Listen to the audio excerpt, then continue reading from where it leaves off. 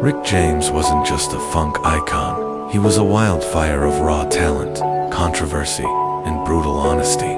Loved by millions for his unapologetic swagger and hits like Super Freak, he never held back when speaking his mind. But what shocked fans most wasn't his music, it was the names he finally revealed before his death. In a rare emotional conversation just months before passing, Rick exposed the 3 musicians he secretly despised. These weren't random names, they were legends, and the reasons: personal, intense, and brutally honest. This list changes everything you thought you knew about Rick James. Rick James was born James Ambrose Johnson Jr. on February 1st, 1948, in Buffalo, New York. Raised in a turbulent environment, Rick's early life was marked by poverty, instability, and music. His mother worked as a numbers runner for the mafia, while also raising 8 children alone. Despite the challenges, she introduced Rick to jazz and encouraged his interest in music, a seed that would grow into full-blown rebellion and genius. As a teenager, James was restless and wild, often skipping school and eventually joining the U.S. Navy Reserve to avoid being drafted during the Vietnam War.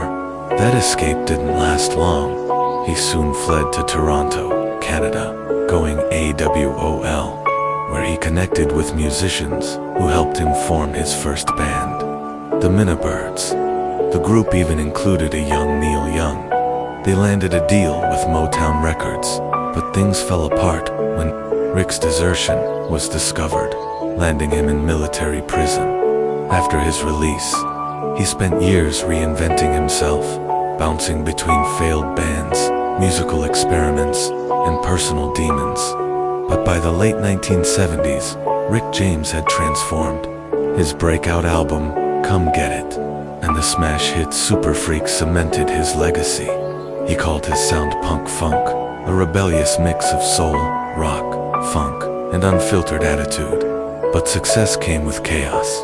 Drugs, scandals, and legal troubles followed. Still, through it all, Rick remained fiercely opinionated, especially about the industry and those he felt betrayed real artistry.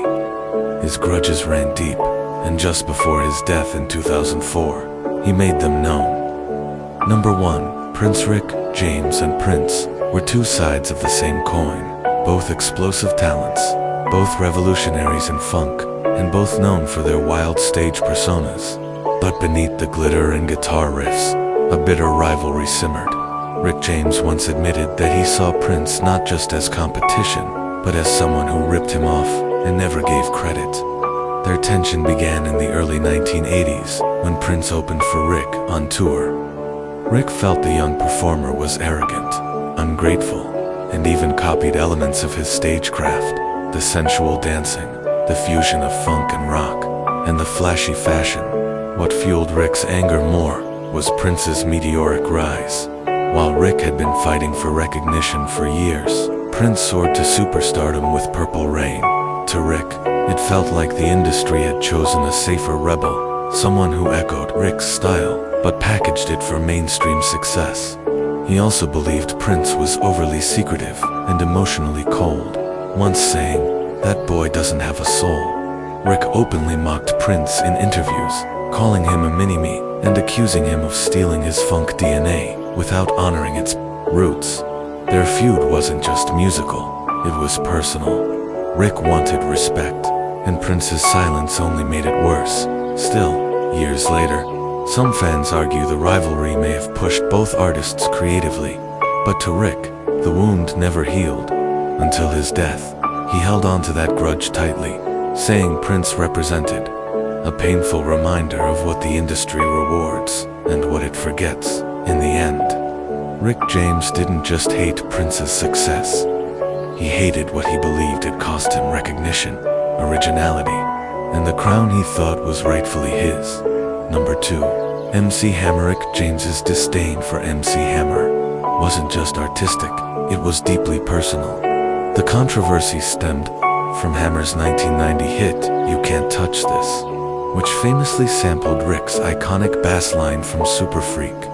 While many fans thought the tribute was a respectful nod, Rick saw it as outright theft, despite receiving royalties from the sample. He believed Hammer diluted the funk legacy by commercializing it into a gimmick.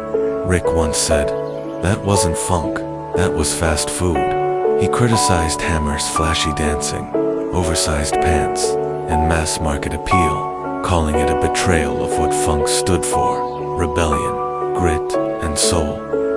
To Rick, Hammer's music lacked the pain and personality that defined true funk. It wasn't about honor, it was about chart-topping singles and Pepsi commercials. The fact that "You Can't Touch This" became a global phenomenon, winning Grammys and becoming a pop culture landmark only deepened Rick's bitterness. He felt Hammer had capitalized on his legacy without earning it.